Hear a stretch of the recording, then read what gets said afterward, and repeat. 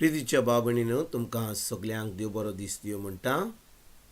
आयज सोमार आनी आयचें शिवर्तमान जावन आसा माकुचो 3रो वोड 22 ते 30 पर्यंत. मार्क चॅप्टर 3 वर्सेस 22 to 30. आनी आतां आमी पयलें देवाचें उतर आयकुया. ताचेर बेल्झेबूल बसला आनी देंवचाराच्या पोरदाना उदेशी तो देंवचार काडटा. अशें जेरुजालेक तावन देंवन आयिल्ले धर्मशास्त्री म्हणटाले.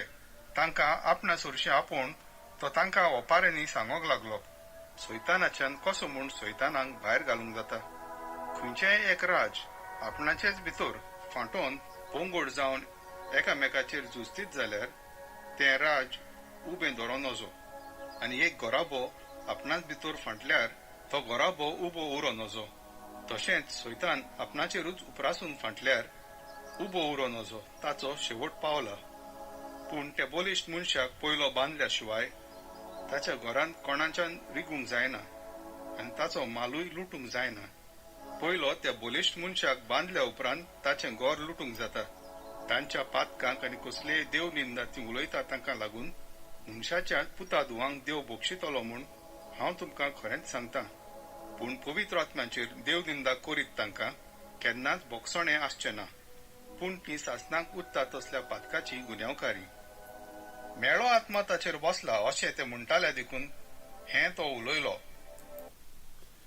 प्रितीच्या बाबणीनो, आयज जें शिवर्तमान आमी आतांच आयकलां तातूंत आमी पळयता कशे भाशेन जेन्ना जेजू देंवचार काडटालो, लोकांक बरी कोत्तालो, हे फारिजियो आनी धर्मशास्त्री येतात आनी जेजूक म्हणटात बेल्झेबूल ताचेर बसला आनी देंवचाराच्या वरदाना उदेशी तो देंवचार काडटा.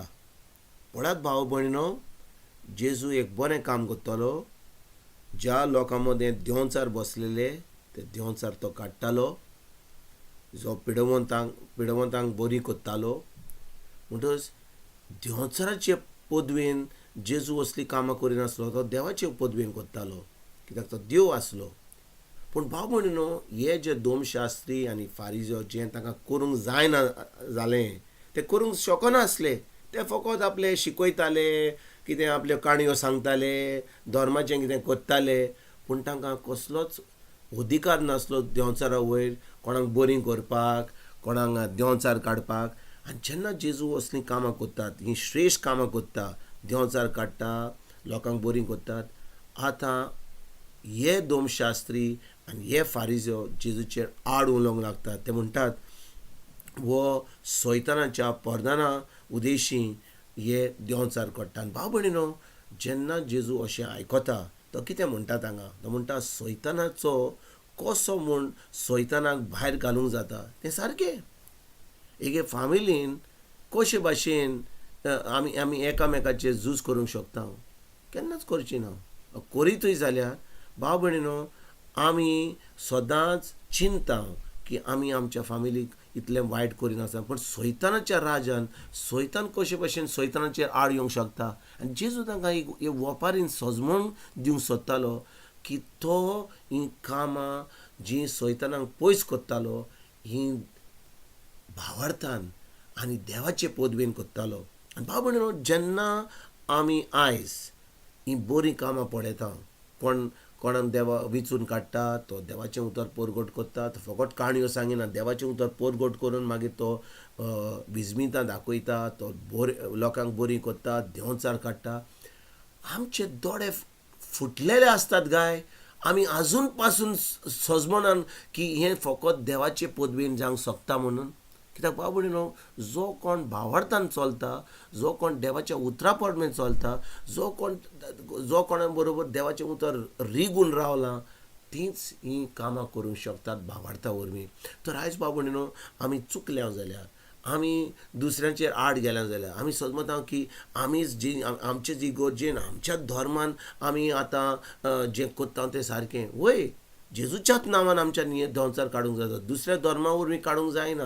आमचे कडेन भावार्थ आसा जाल्यार आनी खरेपणी देवान आमकां अधिकार दिला जेजूच्या नांवान, तेन्ना आमच्यान देंवचार काडूंक जाता, लोकांक बरी करूंक जाता. आमच्यान ही विजमितां फकत जेजूच्या नांवान पवित्र आत्म्याच्या आदारान करूंक जाता. तर आयज बाबडीन आमी चुकल्या जाल्यार, आमी फकत बिश्टें उलयलां जाल्यार, आमी केन्नाच हे पदवेन आमी काम करूंक ना जाल्यार आयज देवाचें बोगसणें मागून, देवाच्या उतरान रिगून रावून, देवाचें उतर आमच्या काळजान रिगून दवरून, तें उतर आमी आमी आमी रिगून दवरून आनी आमच्या मनाची नडसुणी करया उपरांत तें उतर आमी उलोवंक आनी देवाची मोहीम आमच्या जिवितांत पडोवंक आयजसान आमी सुरवात करुया. तुमकां तुमच्या फॅमिलीक एक बरो दीस आवड येता आनी परतून तुमचे कडेन उलोवपाक फाल्यां हाजीर जातलो तुमकां सगल्यांक आमच्या सर्वंडारा जेजूची कृपा, आमच्या सर्गीच्या बाबाचो मोग आनी पवित्र आत्म्याचो एकवट तुमकां आनी तुमच्या फॅमिलीक हांव आवडयतां.